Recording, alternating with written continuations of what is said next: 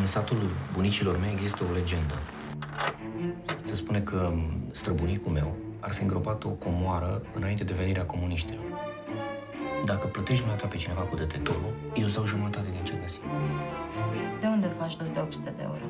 Dacă nu plătesc întreținerea și lumina luna asta, mai fac 200.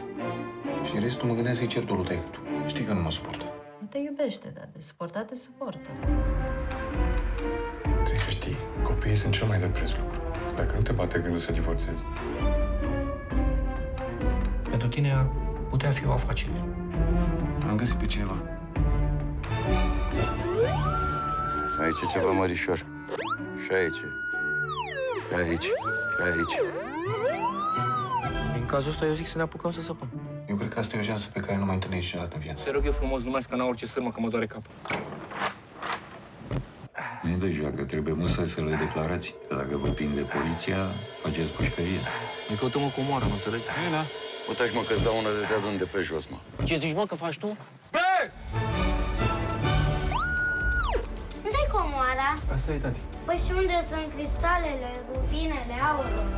S-a întâmplat ceva? Cunosc eu un hoț aici. Ăla o rezolv în 2-3 minute. Mă, cu minte, măcar se duce direct la poliție.